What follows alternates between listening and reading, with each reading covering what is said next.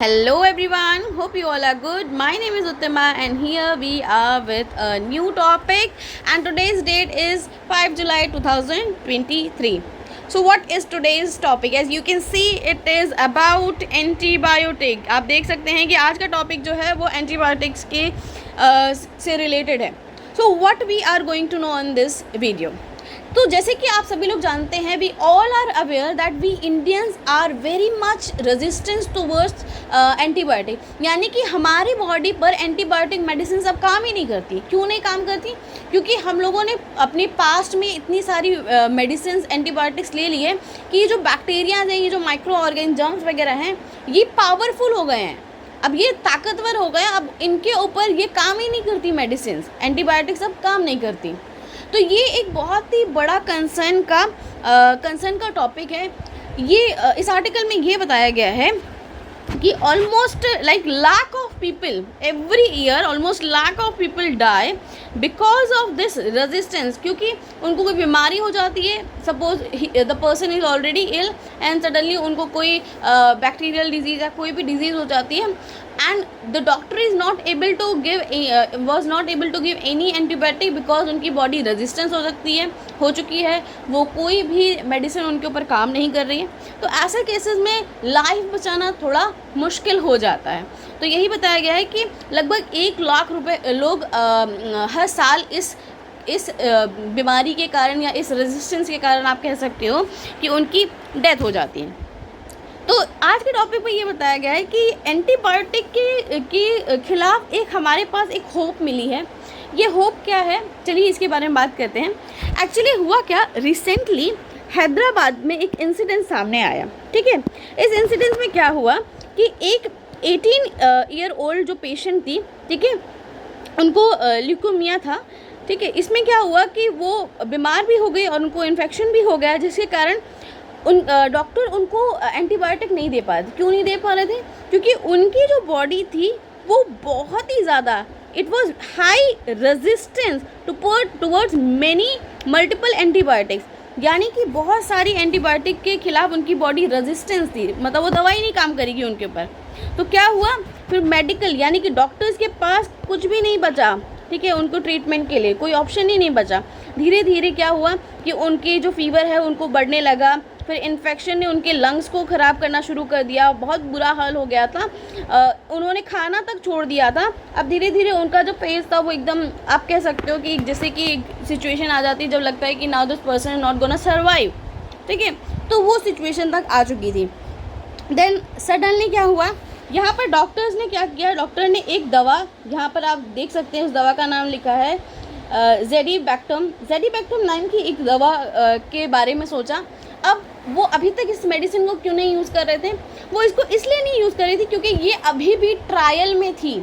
This medicine was developed by Indian researcher के ने develop किए, पर अभी भी ये फेज़ 3 ट्रायल में थी. तो इसीलिए इसको हम यूज़ नहीं कर सकते थे, मेडिकल पीपल यूज़ नहीं कर सकते थे.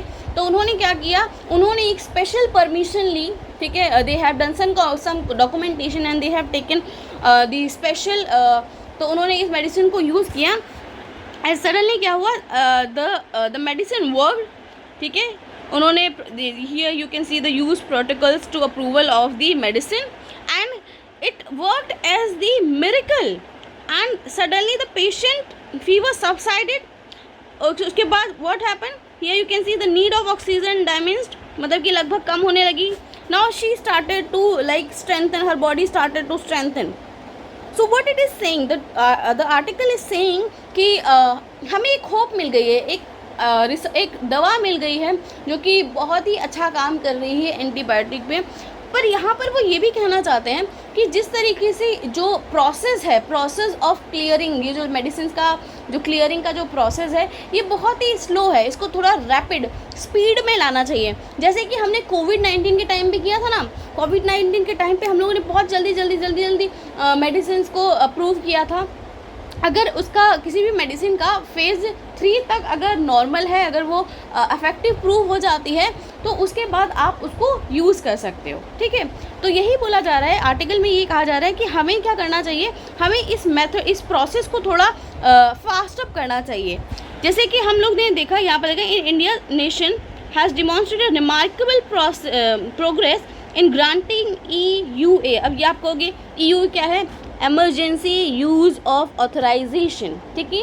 जब भी किसी को भी मतलब कि बहुत एमरजेंसी रिक्वायरमेंट होती है किसी मेडिसिन की, so we can use it. तो इन द केस ऑफ कोविड-19 हमने जो वैक्सीन वगैरह यूज़ की वो इसी के कारण ग्रांट हुई थी, ठीक है। तो यहाँ पर यही बोला जा रहा है कि हमें ज़्यादा से ज़्यादा जो ट्रायल्स हैं उनको स्पीड अप करना चाहिए, मेडिसिन को मार्केट में लाना चाहिए, ताकि ये जो 1 लाख लोग हर साल इस डिज़ीज़ के इस प्रॉब्लम के कारण जिनकी डेथ हो रही है वो नहीं होनी चाहिए। यहाँ पर एक और चीज़ यहाँ पर आर्टिकल में बताई जा रही है। इन्होंने कहा कि there is here you can see cefiderocol, I am not able to pronounce it well, I think आप बहुत अच्छा कर सकते हो। So this is an antibiotic which is made in Japan and this antibiotic is very effective. तो ये माना गया है कि ये जो एंटीबायोटिक है ये बहुत ही ज़्यादा इफेक्टिव है, but this antibiotic is not available in India. ये हमारे इंडिया में यहाँ पर अवेलेबल ही नहीं है। सो ये बहुत बुरी बात है। So that doctors can't use it.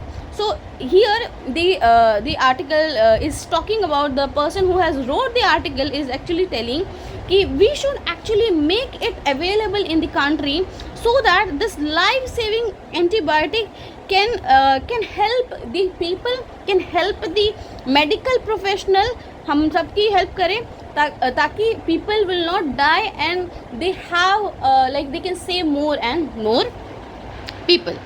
सो आपको क्या लगता है इस टॉपिक के बारे में? आज जो आर्टिकल आया है द हिंदू में, आपको क्या लगता है? आपकी क्या विचार है, क्या सोच है इस टॉपिक के बारे में? प्लीज़ प्लीज़ प्लीज़ कमेंट में ज़रूर बताइएगा। अगर अच्छा लगे तो लाइक सब्सक्राइब ज़रूर करेगा। Till then bye bye everyone.